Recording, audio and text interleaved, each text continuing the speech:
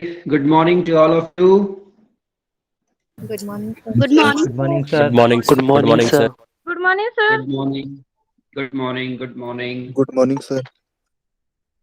Good morning, sir. Good morning. Okay.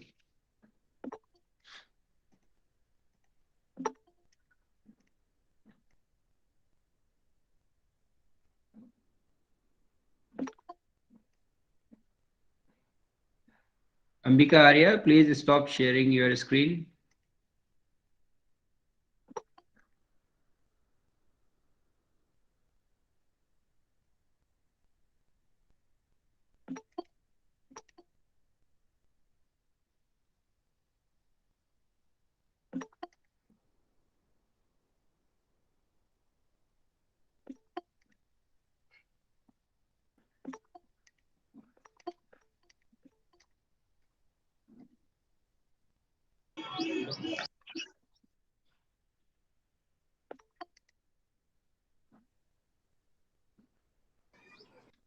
Okay, students, in your, as you all knows, in your BSc third sem, your physics paper is thermal physics and statistical mechanics.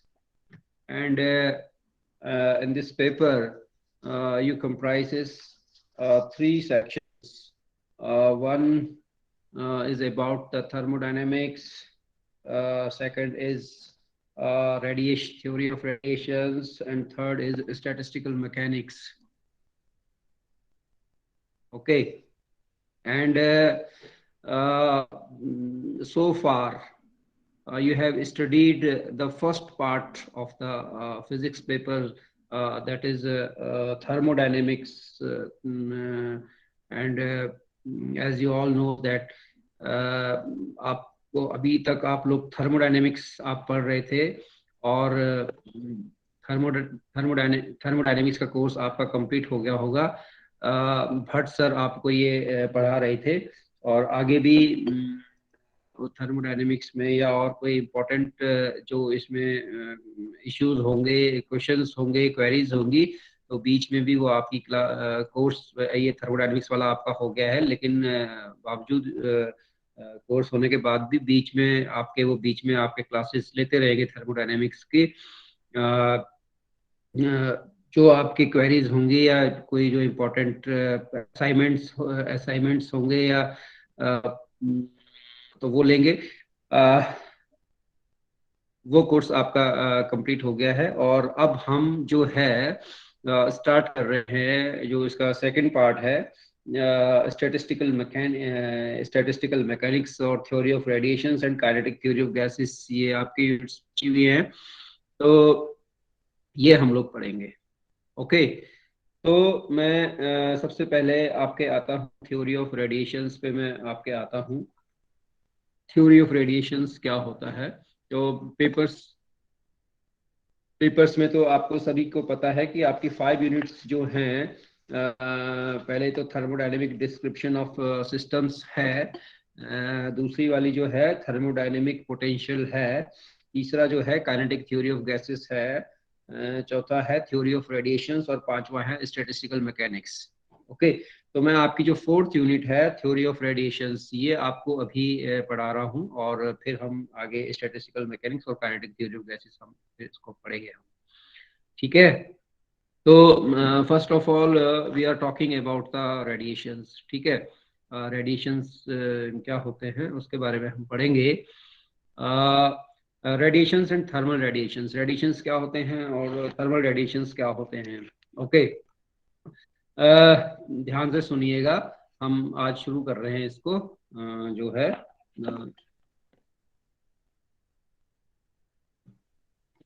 Thermal radiations क्या होते हैं.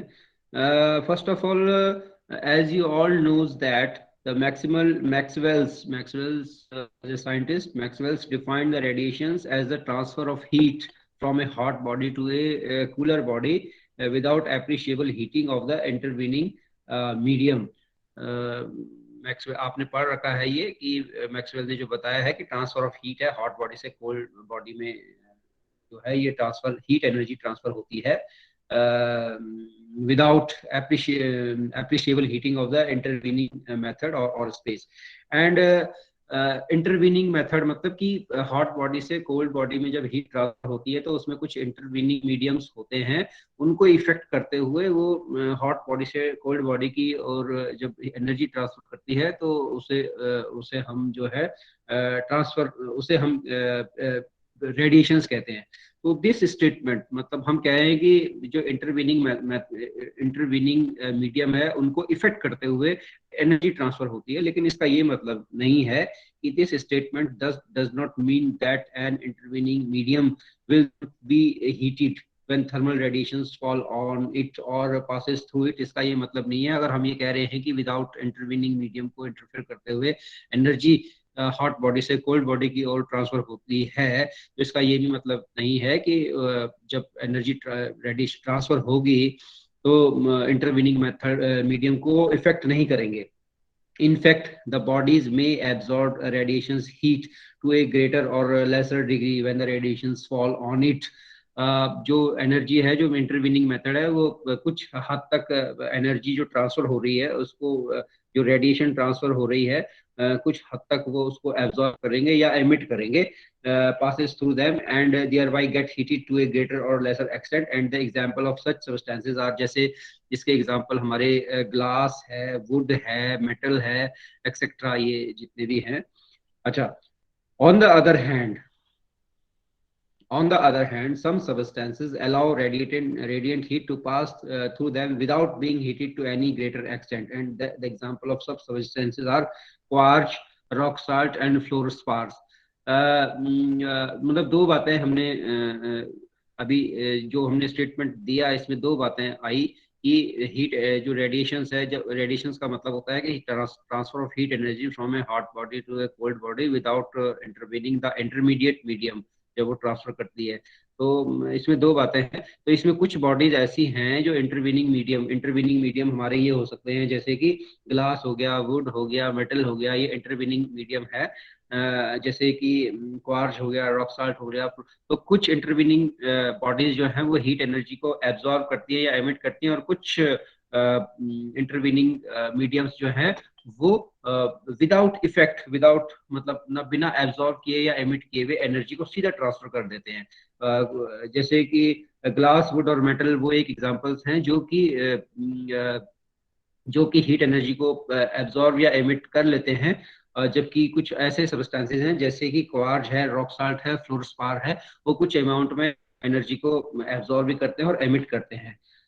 Okay, so conclusively, we can say that when a heat is propagated by radiations, no material medium is necessary for the transmissions। तो material medium की बात हमने इसमें नहीं करेंगे, ठीक है।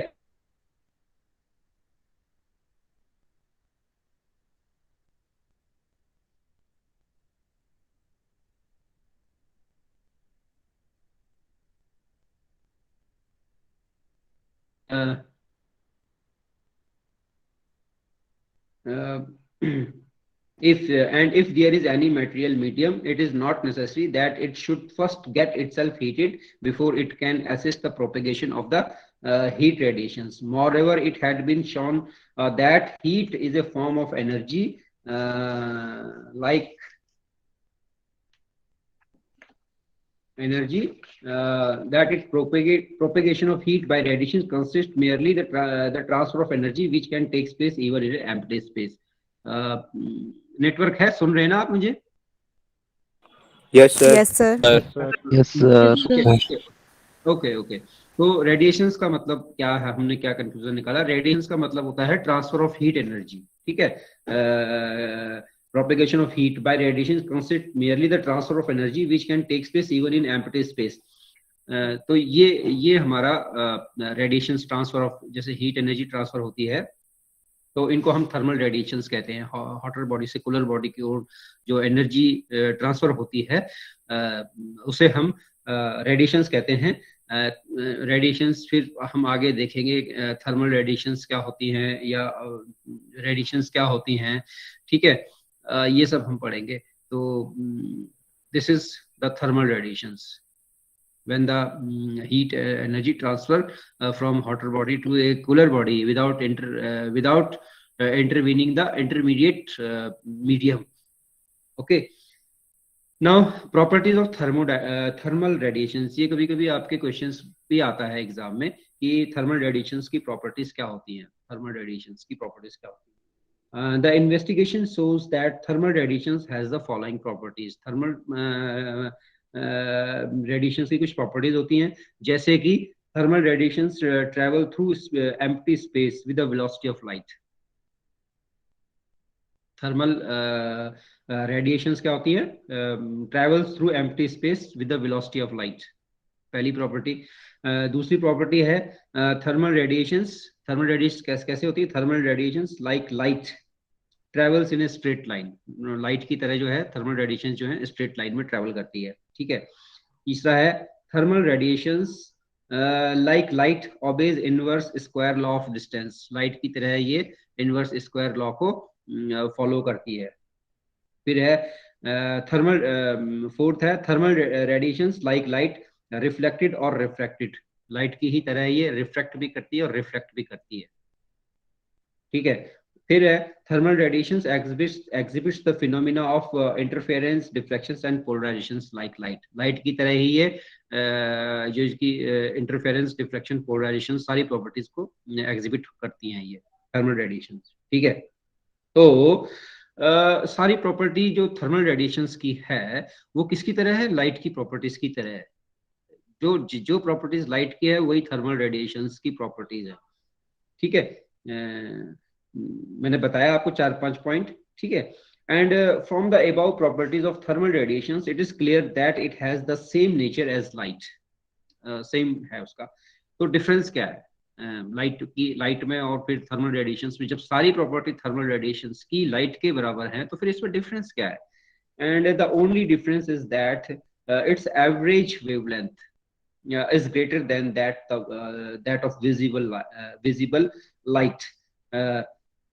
तो जो केवल डिफरेंस है, जो सारी प्रॉपर्टीज है थर्मल रेडिएशंस की वो बिल्कुल इसकी तरह है, लाइट की तरह है. तो फिर डिफरेंस क्या है? तो डिफरेंस दोनों में ज्यादा कुछ डिफरेंस नहीं है. डिफरेंस सिर्फ एक डिफरेंस है इसमें कि जो थर्मल रेडिएशंस की जो वेवलेंथ होती है वो ज्यादा होती है as compare to the light. बस ये एक डिफरेंस है इसमें. थर्मल रेडिएशंस की जो वेवलेंथ है वो ज्यादा होती है लाइट के. ठीक है. तो इसीलिए हम थर्मल जिनकी वेवलेंथ ज्यादा होती है जिनकी वेवलेंथ ज्यादा होती है तो देयरफॉर जो थर्मल रेडिएशंस को हम कभी कभी हम क्या कहते हैं? इनको इंफ्रारेड रेडिएशंस कहते हैं. इंफ्रारेड रेडिएशंस पढ़ते हैं ना आप? Radiations, ultraviolet radiations, infrared radiations, है ना? ये सब पढ़ते हैं ना. तो जिसकी वेवलेंथ ज्यादा होती है उन्हें हम इंफ्रारेड कहते हैं. तो क्योंकि जो रेडिएशंस थर्मल रेडिएशंस है इसकी वेवलेंथ ज्यादा होती है तो इन रेडिएशंस को हम कभी कभी क्या कहते हैं? Therefore the thermal radiations is called the infrared radiations. तो थर्मल रेडिएशंस को हम इंफ्रारेड रेडिएशंस भी हम कहते हैं. ठीक है. And the thermal radiations can not be detected by the eye or the photographic plate. जो थर्मल रेडिएशंस हैं वो हम आंखों से उसको डिटेक्ट नहीं कर सकते हैं और फोटोग्राफिक प्लेट से हम इसको डिटेक्ट नहीं कर सकते हैं. They can only B detected by the bolometer. They can only be detected by the bolometer, which depends on the change of electrical resistance with temperature. और मतलब ये एक इंस्ट्रूमेंट है. हम इसको आई से और फोटोग्राफिक प्लेट से हम थर्मल रेडिएशंस को डिटेक्ट नहीं कर सकते हैं. हम एक एक्सपेरिमेंट होता है जिसको कि हम बोलोमीटर कहते हैं और which depends on the change of electrical resistance with temperature, और thermopile which is just as a series of thermocouples connected properly to produce an EMF proportional to the incident energy. मतलब bolometer एक instrument है, उससे हम जो है thermal radiations को हम डिटेक्ट कर सकते हैं. लेकिन हम उसको देख नहीं सकते हैं. उससे आंखों से हम उसको डिटेक्ट नहीं कर सकते हैं. फोटोग्राफिक प्लेट से हम उसको डिटेक्ट नहीं कर सकते हैं. ओके. तो this is all about the thermal radiations. Thermal radiations की प्रॉपर्टीज मैंने आपको बताई. ठीक है. अब मैं आपके एक बहुत ही इंपॉर्टेंट टॉपिक की ओर आ रहा हूं जिसका नाम है black body. This topic is very important. इसको आप पढ़ते रहेंगे जब तक आप फिजिक्स पढ़ते रहेंगे। ये ब्लैक बॉडी का जो टॉपिक है इसको आप पढ़ते रहेंगे और ये बड़ा इंपॉर्टेंट टॉपिक है, इसको हम पढ़ेंगे। तो ब्लैक बॉडी क्या होता है? ब्लैक बॉडी क्या होता है? ब्लैक बॉडी होता है ए perfectly body black body. A perfectly black body is one which absorb all the radiations of all the wavelengths which falls on it. एक परफेक्टली ब्लैक, जैसे कोई भी बॉडी है ना, तो कोई भी रेडिएशन उसमें पड़ रही है तो वो रेडिएशन की सारी क्या करता है, वो एब्जॉर्ब कर लेती है वो वाली बॉडी, और वो परफेक्टली ब्लैक हो जाती है। उसे हम कहते हैं ब्लैक बॉडी। ठीक है। And since it neither reflects not transmit any radiations it appears black, क्योंकि वो एब्जॉर्ब कर लेती है पूरी जितनी भी रेडिएशंस उसमें पड़ रही है वो सारी की सारी एब्जॉर्ब कर लेती है, ना तो कोई उसमें रिफ्लेक्ट होती है और ना कोई इमिट होती है। ठीक है। तो ना तो कोई ट्रांसमिट हो रही है, ना तो कोई रिफ्लेक्ट हो रही है, ना कोई ट्रांसमिट हो रही है, उसने सारी की सारी रेडिएशंस को एब्जॉर्ब कर लिया, तो वो हमें कैसे दिखाई देती है? Black. What ever the colour of incident radiations में भी हो, इंसिडेंट रेडिएशंस का कोई भी कलर हो, किसी भी तरह का कलर हो, कि वो वाली बॉडी वो सारे के सारे रेडिएशंस को एब्जॉर्ब कर लेती है, ना तो वो रिफ्लेक्ट करती है ना ट्रांसमिट करती है, सारा एब्जॉर्ब कर लेती है, तो वो हमें कैसे दिखाई देती है? ब्लैक दिखाई देती है, तो उसको हम कहते हैं ब्लैक बॉडी। ठीक है। On the other hand when such a body is heated, अब उस बॉडी को जो सारी हीट रेडिएशंस को एब्जॉर्ब कर ले रही है, तो अगर हम उसको हीट करना शुरू कर दें तो when such a body heated it emits radiations by all the possible wavelengths. तो उससे क्या होता है कि उस बॉडी को अगर हम हीट करना शुरू कर दें, जो कि ब्लैक बॉडी है, उस ब्लैक बॉडी को अगर हम हीट करना शुरू करते हैं तो वो रेडिएशंस को इमिट करना शुरू कर देती है ऑफ ऑल पॉसिबल वेवलेंथ, जिस वेवलेंथ से वो इमिट कर सकती है रेडिएशंस को, वो इमिट करना शुरू कर देगा। ठीक है। तो ये है। अब इसका उदाहरण कैसे करेंगे हम इसका?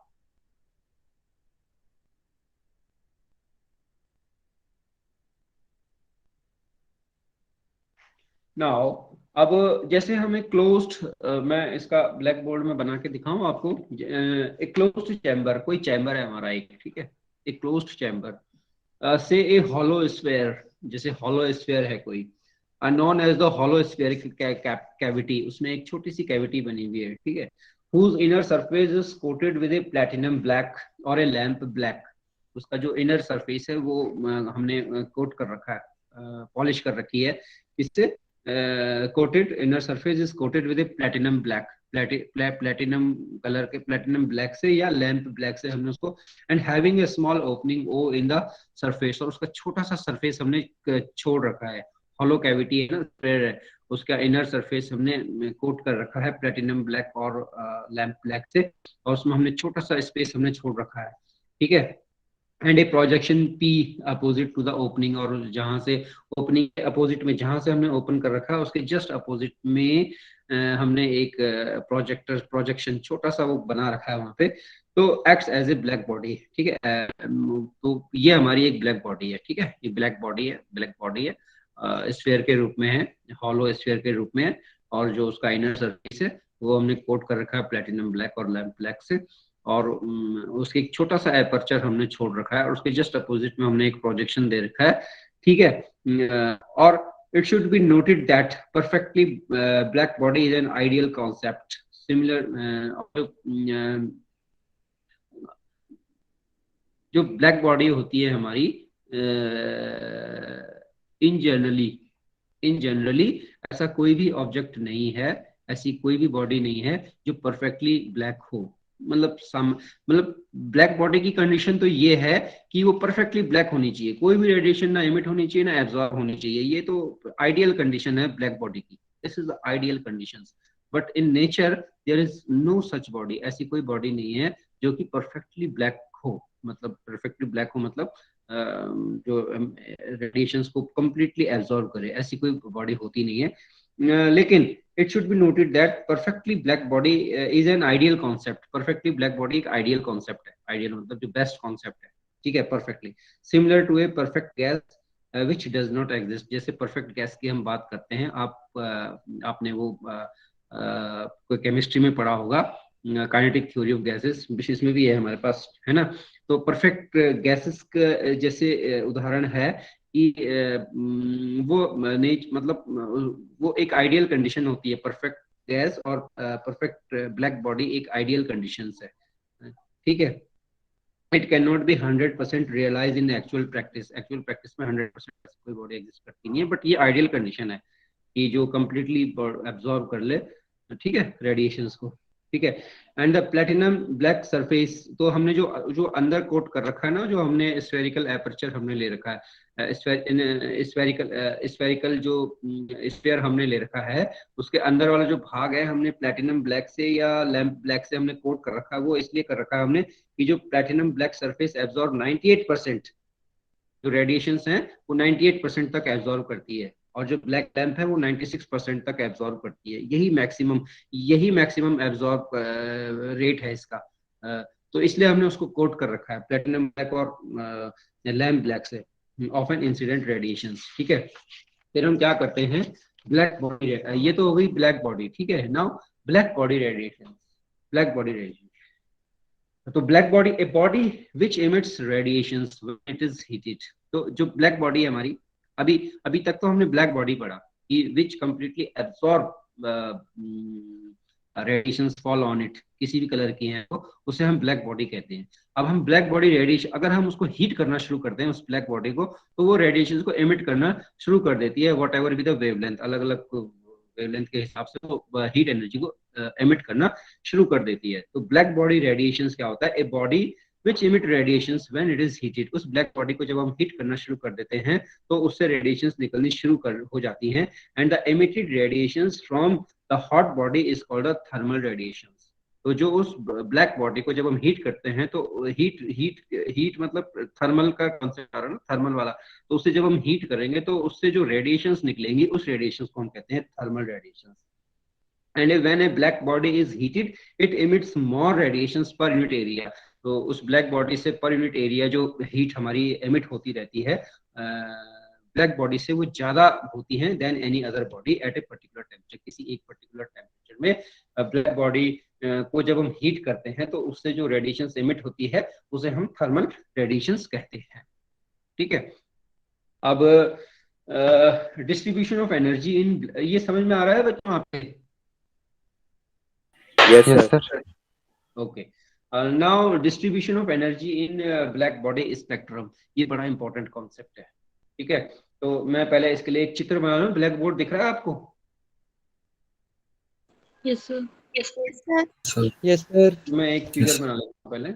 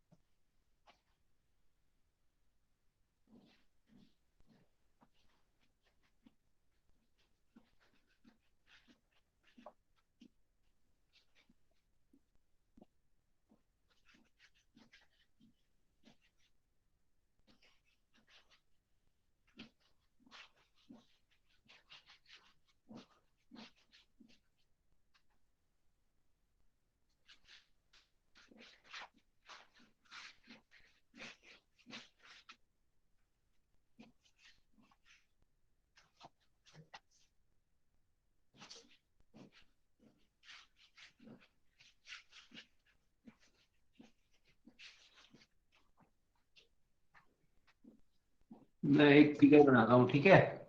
Distribution of energy in black body spectrum, दिख रहा है ना आपको? Yes, sir. Yes, sir. Distribution of energy in black body spectrum,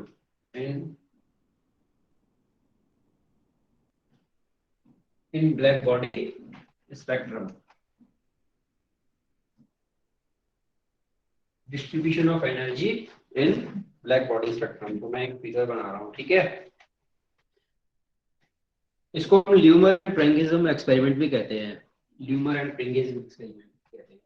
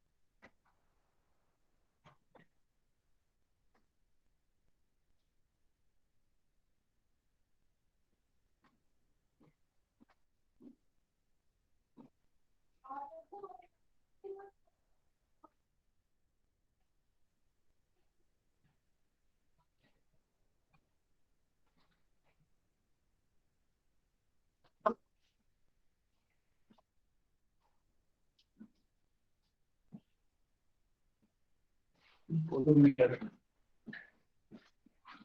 दिख रहा है बच्चों फिगर पूरा आपको? Yes, Yes, sir. sir. sir. Okay, इसको हम कहते हैं ल्यूमर एंड प्रिंगिज्म एक्सपेरिमेंट भी कहते हैं हम इसको हम ल्यूमर एंड प्रिंगिज्म एक्सपेरिमेंट भी कहते हैं। तो इसमें क्या है बच्चों, ल्यूमर and प्रिंगिज्म investigated the distribution of energy among the radiations emitted by a black body at different temperature। ठीक है, इस फिगर को देखो, इसको मैं समझाऊंगा आपको। And the experimental arrangement of Lummer and Pringsheim is shown in this figure। And इसमें क्या है, the radiations from the black body passes through the slit S1।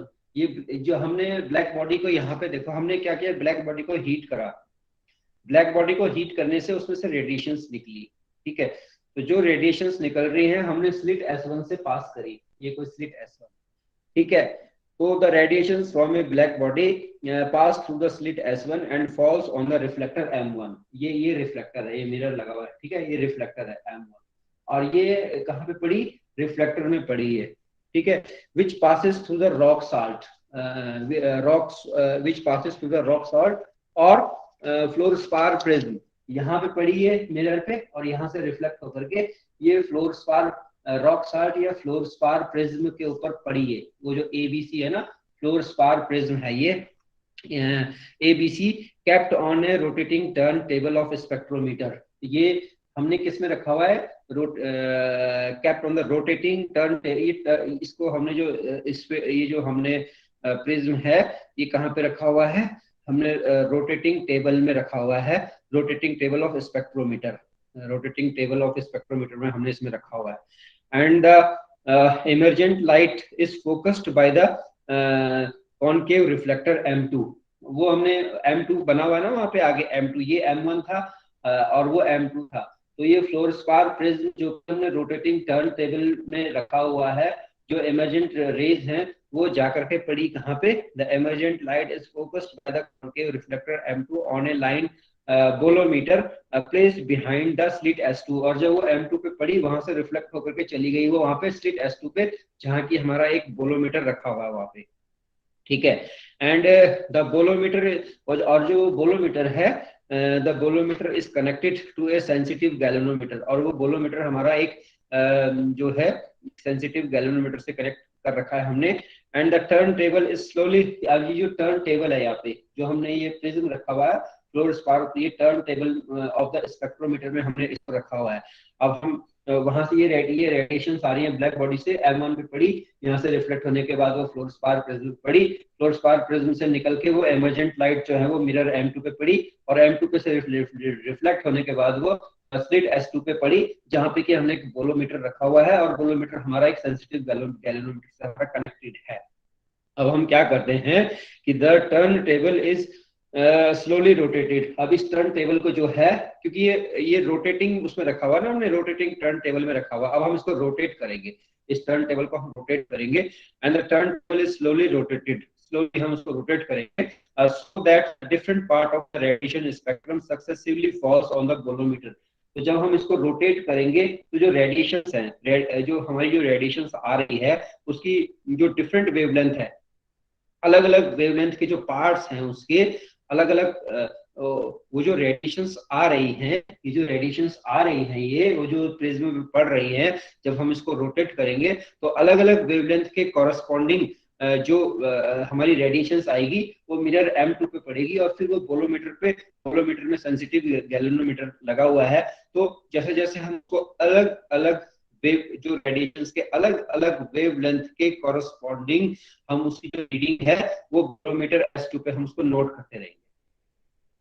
एक पर्टिकुलर टेम्परेचर पे रेडिएशंस फॉल हो रही है मिरर M1 पे, वहां से रिफ्लेक्ट होने के बाद जब वो प्रिज्म ABC में पड़ी, फ्लोरस्पार प्रिज्म में पड़ी, और हम उसको स्लोली रोटेट करेंगे, हल्का हल्का हम जब उसको रोटेट करेंगे तो वो अलग अलग वेवलेंथ के कॉरस्पॉन्डिंग जो हमारा ऑब्जर्वेशन आएगा वो फिर M2 पे पड़ेगा, और फिर वो हम बोलोमीटर पे उसको नोट कर लेंगे।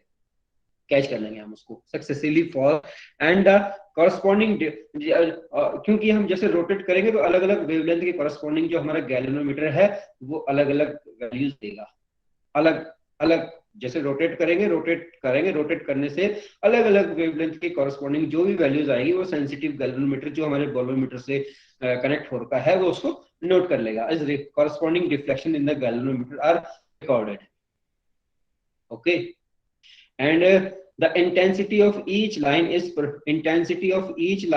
is proportional to the deflection in the galvanometer। जो भी इंटेंसिटी रेडिएशंस की है, जो रेडिएशंस की जो भी इंटेंसिटी है वो डायरेक्टली प्रोपोर्शनल है किसके प्रोपोर्शनल है? डायरेक्टली जो डिफ्लेक्शन हमारा गैल्वेनोमीटर में आ रहा है, जो भी इंटेंसिटी की रेडिएशन हमारी पड़ रही है वो डायरेक्टली प्रोपोर्शनल है जो भी डिफ्लेक्शन हमारा गैल्वेनोमीटर में आ रहा है उसके प्रोपोर्शनल है।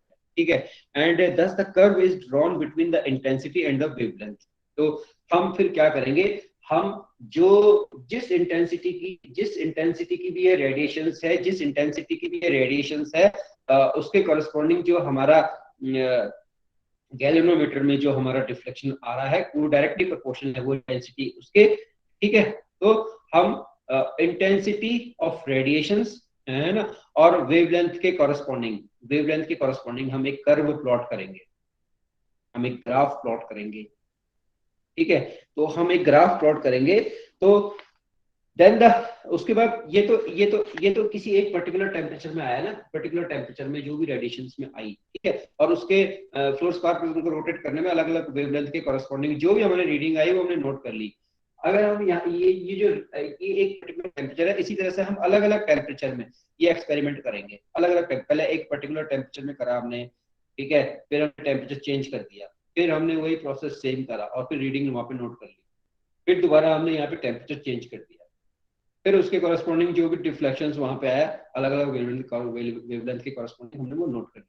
तो अलग अलग टेम्परेचर के कॉरस्पॉन्डिंग जो भी हमारी रेडिएशन इसमें आ रही है वो उसके जो उस वेवलेंथ के कॉरस्पॉन्डिंग इंटेंसिटी ऑफ रेडिएशन जो भी हमारा डिफ्लेक्शन उसमें आ रहा है वेवलेंथ का वो हम उस पर नोट करेंगे। ठीक है, अलग अलग टेम्परेचर के कॉरस्पॉन्डिंग हम उसे नोट करते रहेंगे।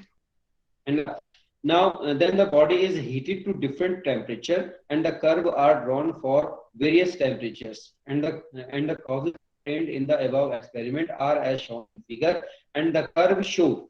तो जो हमें कर्व मिलेगा, ये सब लोगों ने फिगर किया है बच्चों, क्योंकि मैं कर्व बना रहा हूँ, सब बना लिया ये फिगर।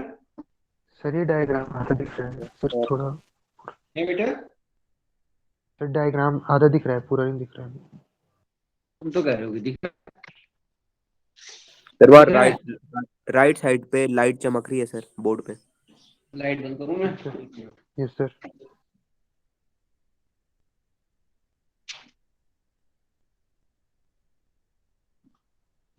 अब दिख रहा है? Yes sir. बना लिया है सब लोगों ने? Yes sir. ओके, अब मैं इसको वो करता हूँ, ठीक है, कर्व बनाता हूँ मैं इसको। ठीक है, कर्व बनाता हूँ इसका, मैं इसको मिटा दूं मैं इसको। Yes sir. अलग अलग टेम्परेचर के कॉरस्पॉन्डिंग जो रेडिएशंस आ रही है तो उस पर हमने रोटेट अलग अलग वेवलेंथ के कॉरस्पॉन्डिंग हमारा बोलोमीटर जो रीडिंग आ रही है, ठीक है, उनको हमने रिकॉर्ड कर लिया। इंटेंसिटी के कॉरस्पॉन्डिंग जो वेवलेंथ हमारी आ रही है, अलग अलग वेवलेंथ के कॉरस्पॉन्डिंग जो बोलोमीटर में हमारी रीडिंग आ रही है हम उसे नोट कर लेंगे। और नोट करने अलग अलग पहले एक टेम्परेचर में किया, फिर दूसरे टेम्परेचर में किया, फिर तीसरे टेम्परेचर में किया, और फिर हमने ये सारे नोट कर लिए। अगर हम इसका ग्राफ कर्व प्लॉट करेंगे तो हमें कर्व कैसे मिलेगा इसका? इस तरह से मिलेगा।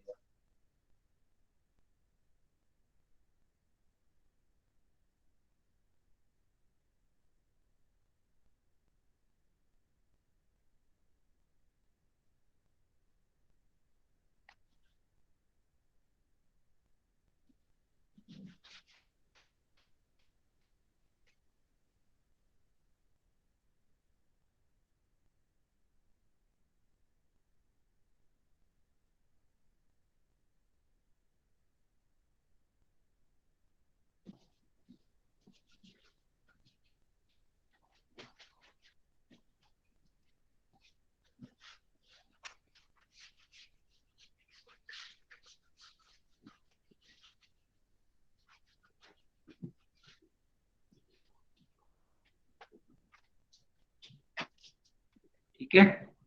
तो जो कर्व मिलेगा, ठीक है, कर्व कैसे मिलेगा हमें, मैं यहाँ पे कर्व बना रहा हूँ मैं। Energy intensity, energy E lambda और ये लैम्डा है, ठीक है, 0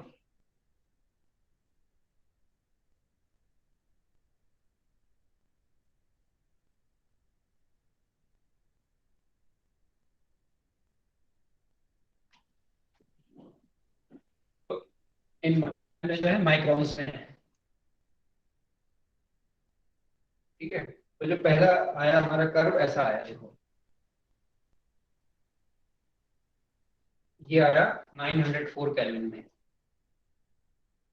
वो जो था ना अलग टेम्परेचर में, ठीक।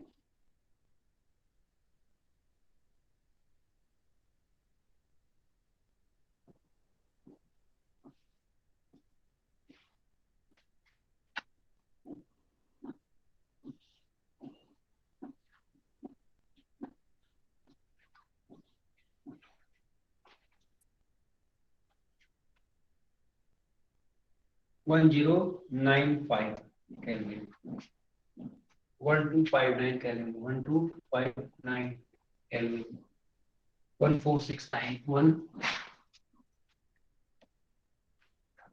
1469, 1646, 46, okay, 1646।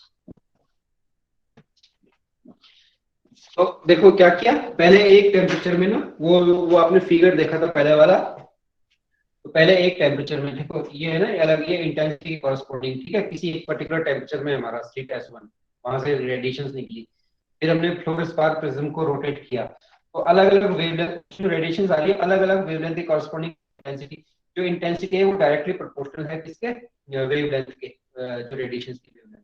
अब हमने उसको ग्राफ प्लॉट करा, ठीक है। तो जो बोलोमीटर में हमारी जो वेवलेंथ, अलग अलग वेवलेंथ जो हमारी आ रही है, उसके कॉरस्पॉन्डिंग हमने इंटेंसिटी का ग्राफ का प्लॉट किया हमने, ठीक है। तो 1 पे मान लो ये यहाँ पे आया, 2 पे यहाँ पे आया, 3 पे यहाँ पे आया, 4 पे यहाँ पे आया, 5 में यहाँ पे, फिर हमने सारे पॉइंट्स को मिला दिए कि पर्टिकुलर टेम्परेचर में, ये एक एक्सपेरिमेंट है, ठीक है। फिर हमने टेम्परेचर चेंज कर दिया उसका, ब्लैक बॉडी का, जहाँ से रेडिएशन सेंड हो रही है, वो टेम्परेचर मान लो 1095 केल्विन टेम्परेचर। फिर हमने वही एक्सपेरिमेंट दोबारा किया, दोबारा से हमने वही किया, फ्लोरोस्पार्क प्रिज्म को रोटेट किया, रोटेट करने से अलग अलग वेवलेंथ के कॉरस्पॉन्डिंग जो भी हमारी इंटेंसिटी आ रही थी वो हमने नोट कर ली, ठीक है, एनर्जी इंटेंसिटी जो रेडिएशन की जो आ रही थी वो हम नोट कर, फिर हमने 1 पे, 2 पे, 3 पे, 4 पे, फिर हमने उसको ग्राफ कर प्लॉट कर दिया, ठीक है। उसी तरह फिर इस टेम्परेचर, फिर हमने दोबारा टेम्परेचर चेंज कर दिया, फिर वो एक्सपेरिमेंट परफॉर्म किया, फिर अलग टेम्परेचर पे ये आ गया, फिर अलग टेम्परेचर पे ये आ गया, तो हमने ये कर्व प्लॉट कर दिया हमने यहाँ पे, वो जो हमने एक्सपेरिमेंटल सेटअप बना रखा था, ल्यूमर एंड प्रिंगल्स एक्सपेरिमेंटल सेटअप कहते हैं हम, ठीक है। तो इसमें अब आप इस ग्राफ को देखिए, ठीक है।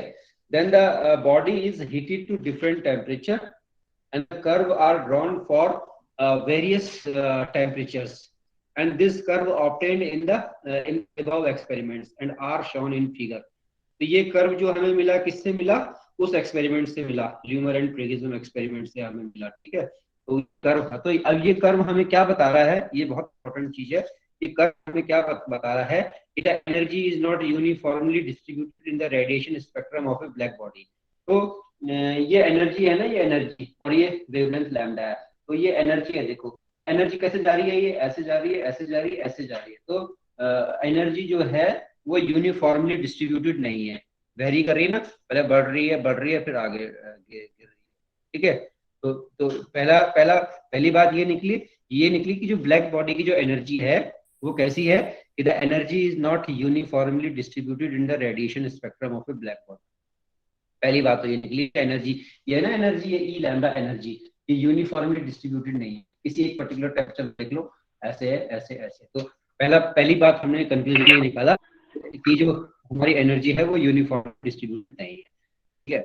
दूसरा हमने कहा कि एट ए गिवन टेम्परेचर, किसी एक गिवन टेम्परेचर में, जैसे 904 है या 1095 है या 1259 केल्विन है, तो at a given temperature the intensity of radiation increases, है ना, इंटेंसिटी ऑफ रेडिएशन ये है ना, E lambda intensity of radiation है, तो इंटेंसिटी ऑफ रेडिएशन इंक्रीजेस, ठीक है, with the increase of wavelength. ये वेवलेंथ 1 2 3 4 वेवलेंथ बढ़ने के साथ जो इंटेंसिटी ऑफ रेडिएशन है वो बढ़ रही है, ठीक है। And and becomes maximum at a particular wavelength, और किसी एक वेवलेंथ पे जाकर के वो मैक्सिमम हो जा रही है, किसी एक वेवलेंथ पे जाकर वो maximum at a particular wavelength. And by further increasing a wavelength, और फिर दोबारा हम वेवलेंथ अगर हम बढ़ाते चले जाएंगे, the intensity of heat radiation becomes decreases. पहली बात हमने ये एनर्जी डिस्ट्रीब्यूशन जो है वो यूनिफॉर्म नहीं है। दूसरी बात हम कह रहे हैं कि इस कर्व को देखते हुए ये जो हमारा आया, इसमें दूसरा कंक्लूजन ये है कि वेवलेंथ बढ़ने के साथ जो है वो एनर्जी बढ़ रही है, और किसी एक पर्टिकुलर वेवलेंथ में जाकर के ये मैक्सिमम हो जाएगी, और उसके बाद भी अगर हम बढ़ाते रहेंगे वेवलेंथ को तो इंटेंसिटी फिर डिक्रीज होनी शुरू हो जाएगी। दूसरी बात ये है।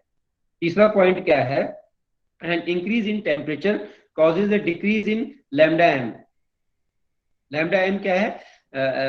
लैम्डा एम, ये कहते हैं लैम्डा एम, ठीक है। ये है ना एक जैसे जैसे वेवलेंथ बढ़ रही है तो इंटेंसिटी बढ़ रही है, और किसी एक वेवलेंथ पे आकर के ये मैक्सिमम होगी, जैसे 5, जिसको हम कहते हैं लैम्डा एम, वो वाली वेवलेंथ जिसमें की इंटेंसिटी मैक्सिमम है उसको हम लैम्डा एम कहते हैं, ठीक है। तो ये लैम्डा एम कौन सा है? ये वाला है। इस टेम्परेचर 904 केल्विन का लैम्डा एम क्या है? ये लैम्डा एम 5 पे, ठीक है। और 1095 का जो लैम्डा एम है, लैम्डा एम मतलब वो वाली वेवलेंथ जिसमें की इंटेंसिटी मैक्सिमम है। तो intensity becomes maximum at a particular wavelength, by further increasing the wavelength the intensity further decreases. ये हो रहा है। तो लैम्डा एम इसका, इस 1259 पे लैम्डा एम क्या है? लैम्डा एम ये वाला है, ये वाली वेवलेंथ है, ये ठीक है। ये वाली वेवलेंथ 3.4, ये वाली वेवलेंथ है। और इसका लैम्डा एम कौन सा है? इसका लैम्डा एम ये है, इसका लैम्डा एम ये है, इसका लैम्डा एम ये है, ठीक है। तो हम क्या देख रहे हैं इसमें कि एन इंक्रीज इन टेम्परेचर, जैसे 904 का लैम्डा एम कहाँ पे है? वहां 5 के पास है ना लैम्डा एम। और 1095 का लैम्डा एम कहाँ पे है? यहाँ पे है ना, 4 और 5 के बीच में है, ठीक है। और 1259 का जो लैम्डा एम कहाँ पे है? 4 से थोड़ा कम है, ठीक है। और ये इसका आगे जो है 1469 का जो लैम्डा एम है यहाँ पे। लैम्डा एम का मतलब है वो वाली वेवलेंथ जिसमें की इंटेंसिटी मैक्सिमम है। तो टेम्परेचर जैसे जैसे हम टेम्परेचर बढ़ा रहे हैं, जैसे पहले 904 है, फिर 1095 है, 1259 है, 1469 है, ये हमारे लैम्डा एम है, ठीक है।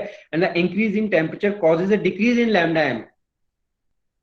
टेम्परेचर बढ़ने के साथ जो लैम्डा एम है वो डिक्रीज हो रहा है, नहीं हो रहा डिक्रीज। पहले लैम्डा एम क्या था? यहाँ 5 के पास था, ठीक है। फिर टेम्परेचर बढ़ा तो फिर लैम्डा एम कहाँ पे आ गया? ये 4 और 5 के बीच में आ गया। फिर टेम्परेचर बढ़ा तो लैम्डा एम कहाँ पे आ गया? 4 के नीचे आ गया। ये डिक्रीज हो रहा है, ये लैम्डा एम डिक्रीज हो रहा है। लैम्डा एम क्या है? The wavelength eight which the intensity is maximum. तो टेम्परेचर बढ़ने के साथ वो वेवलेंथ क्या हो रही है? कम होती जा रही है, पीछे को आती जा रही है ना, वो बैक साइड को। So, an increase in temperature causes a decrease in lambda m, where lambda m is the wavelength for which the energy emitted is maximum. अब इस हिसाब से डिक्रीज होगी ये जो लैम्डा एम है, ये इस हिसाब से डिक्रीजिंग होगी, सच दैट, इस हिसाब से कि lambda M T is equal to constant. Lambda M T is equal to constant, ठीक है। और इस हिसाब से ये डिक्रीज होगी, ठीक है। ये लैम्डा एम है, कांस्टेंट में टी आएगा, जैसे जैसे टी बढ़ता जाएगा लैम्डा एम कम होता जाएगा। और इस फॉर्मूले को हम क्या कहते हैं? वीन्स डिस्प्लेसमेंट लॉ कहते हैं। हम इसे क्या कहते हैं? Wien's displacement law. दिख रहा है बच्चों? Yes sir. Yes sir. वीन्स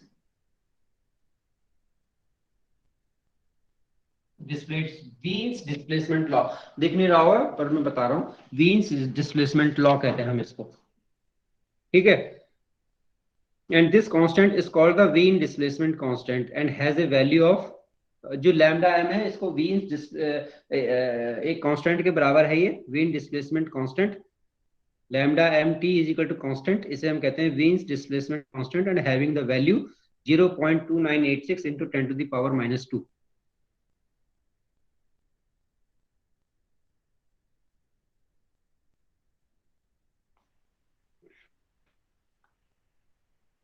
समझ में आ गई बच्चों ये बात?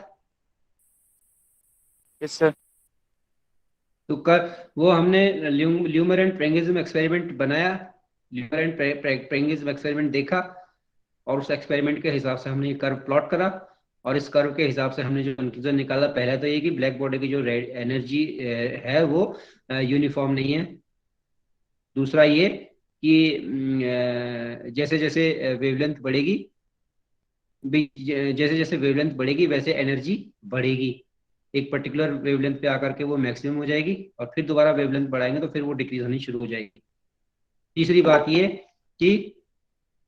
बात ये कि टेम्परेचर बढ़ने के साथ जो लैम्डा एम है वो डिक्रीज होना शुरू हो जाएगा। लैम्डा एम मतलब जो अलग अलग टेम्परेचर की करस्पॉन्डिंग जो वेव्स आएंगी, तो वो जो लैम्डा एम है, लैम्डा एम मतलब frequency, wavelength eight which the intensity is maximum, वो डिक्रीज होनी शुरू हो जाएगी। ये देखा आपने ये फिगर में, ये लैम्डा एम जो है डाउन होता जा रहा है, ये जो मैंने लाइन बना डाउन होता जा रहा है। ठीक है, किस हिसाब से? Lambda M T is equal to constant फार्मूले के हिसाब से, जिसे हम वीन्स डिस्प्लेसमेंट लॉ कहते हैं। मतलब वीन्स ने दिया तो डिस्प्लेस हो रही है, लैम्डा एम डिस्प्लेस हो रहा है ना, डिस्प्लेस हो रहा है ये कम वेवलेंथ की तरफ टेम्परेचर बढ़ने के साथ, तो उनको वीन्स डिस्प्लेसमेंट लॉ कहते हैं हम इसको। ठीक है, चौथा पॉइंट है, and increase in temperature causes and increase in the energy emission for all wavelength. तो टेम्परेचर बढ़ने के साथ साथ क्या हो रहा है? एनर्जी इमिशन ऑफ एनर्जी है, इमिशन ऑफ एनर्जी बढ़ता जा रहा है, इमिशन फॉर ऑल वेवलेंथ। ये मतलब एक एरिया देखो बढ़ता जा रहा है ना, ये टेम्परेचर बढ़ने के साथ साथ, तो इमिशन ऑफ एनर्जी क्या हो रहा है? वो बढ़ता चला जा रहा है। ठीक है, and area under each curve area under each curve represents the total energy emitted by a body at a particular temperature. area under each curve मतलब कौन सा हो गया? ये कर्व है, ठीक है, और ये जितना भी एरिया आ रहा है, ये एरिया आ रहा है ना, ये वाला ये एरिया, ठीक है, तो ये क्या है हमारा? The area under each curve represents the total energy emitted by the body at a particular temperature for the range of wavelength considered. This area increases with the increase of temperature, और वो area जो है बढ़ता ही चला जा रहा है जैसे जैसे हम टेम्परेचर बढ़ा रहे हैं। तो area under each curve represents, उसको क्या रिप्रेजेंट कर रहा है? वो total energy emitted by the body at a particular temperature, वो रिप्रेजेंट कर रहा है। और टेम्परेचर बढ़ने के साथ ये एरिया बढ़ता चला जाएगा। वो एरिया कौन सा वाला एरिया, मतलब कौन सा? Total energy emission by the body वाला एरिया जो है वो टेम्परेचर बढ़ने के साथ वो बढ़ता चला जाएगा। And this area increases with the increase of temperature, and it is found that the area is directly proportional to the और वो एरिया किस हिसाब से बढ़ता चला जाएगा? It is found that the area is directly proportional to the fourth power of the absolute temperature. इस हिसाब के साथ E is directly equal to E to the power 4, E to the power 4, ठीक है, E is directly proportional T to the power 4, fourth power of the absolute temperature. और इसको हम कहते हैं स्टीफन्स लॉ। वो जो एरिया बढ़ता जाएगा किस हिसाब से बढ़ेगा? स्टीफन्स लॉ के हिसाब से बढ़ेगा। वो जो एनर्जी वाला एरिया है ना, टेम्परेचर बढ़ने के साथ साथ बढ़ता चला, इमिशन ऑफ एनर्जी वाला जो एरिया है वो टेम्परेचर बढ़ने के साथ बढ़ता चला जाएगा, इस हिसाब से कि E is directly proportional to T की पावर 4, इस हिसाब से। और E directly proportional to T to the power 4, इसे हम कहते हैं स्टीफन्स लॉ। क्या कहते हैं हम इसे? स्टीफन्स लॉ कहते हैं हम इसे। क्या कहते हैं बच्चों? E is directly proportional E की पावर 4। क्वेश्चन आते हैं बेटा एग्जाम में, वीन्स डिस्प्लेसमेंट लॉ क्या होता है, स्टीफन्स लॉ क्या होता है, और ये जो ल्यूमर एंड प्रिंगिज्म एक्सपेरिमेंट है ये बहुत इंपॉर्टेंट है, और ये जो कर्व का जो रिप्रेजेंट कर रहा है ये बहुत इंपॉर्टेंट है ना, ये इंपॉर्टेंट है। तो ये this is all about the black body radiation. ठीक है, ये है, इसको हम एनर्जी, इसको हम कहते हैं कि distribution of energy in the black body radiation. तो एनर्जी का डिस्ट्रीब्यूशन ब्लैक बॉडी में किस हिसाब से होता है, ये एक्सपेरिमेंटल रिजल्ट हमारा है उसका। ठीक है, ओके, आ गया? सबको समझ में आ गया ये? Yes sir. Yes, sir. Yes sir. Okay, तो आज फिर इतना ही करते हैं बच्चों, बाकी कल पढ़ेंगे फिर, हैं? अब Yes, sir. आज पहला दिन था, मतलब ये स्टैटिस्टिकल रेडिएशंस वगैरह का ये आज पहला दिन था, धीरे धीरे जो है स्पीड बढ़ाते जाएंगे और करते चले जाएंगे। तो आपके समझ में आया सब आज जो मैंने पढ़ाया? Yes, Yes, sir. sir. Yes, sir. जी सर। चलो ठीक है बेटा, कल हम पढ़ेंगे प्लैंक रेडिएशंस लॉ, ठीक है। हमेशा जो है लिंक सेम रहेगा, जो मैंने लिंक आज किया है यही लिंक कल भी रहेगा, यही लिंक हमेशा रहेगा, ठीक है। और क्लास का टाइम मैक्सिमम, अगर मैं कभी देना भूल जाऊं आपके व्हाट्सएप ग्रुप में, तो क्लास का टाइम वही 11 बजे, या नहीं मैं दूंगा, लिंक दूंगा यार, कभी मेरा काम किया और मैंने नहीं दिया और आप ज्वाइन हो जाएंगे तो वो ठीक नहीं है। मैं आपको लिंक हमेशा, और लिंक हमेशा सेम रहेगा 11 बजे, ठीक है, टाइम का। जी sir. Thank Thank you you, sir. sir. Any query, कुछ पूछना हो? Yes, sir. Yes, sir. पूछना हो बच्चों, एनी क्वेरी? सर कोई नेचुरली अकरिंग बॉडी भी ब्लैक बॉडी हो सकती है? नहीं नहीं नहीं नहीं नहीं, सवाल ये नहीं है कि naturally occurring body black body है या नहीं है, सवाल ये नहीं है, सवाल ये नहीं है, सवाल ये है सवाल ये नहीं है कि कोई natural occurring body black body है या नहीं है, सवाल ये नहीं है। हम ब्लैक बॉडी के कॉन्सेप्ट की बात कर रहे हैं, ब्लैक बॉडी के मतलब हम एक आइडियल परफेक्ट ब्लैक बॉडी की बात कर रहे हैं। तो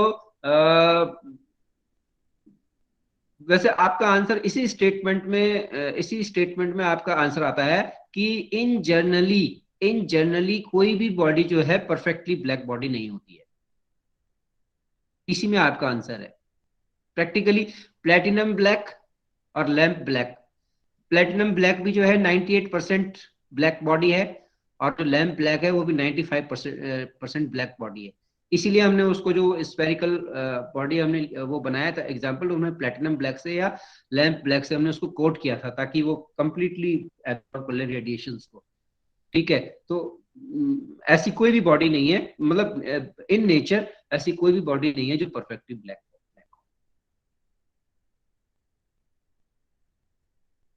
ठीक है, यस सर। तो चलिए ठीक है बच्चों, थैंक यू वेरी मच। मैं ये रिकॉर्डिंग को ऑफ कर देता हूँ। और दूसरा ये है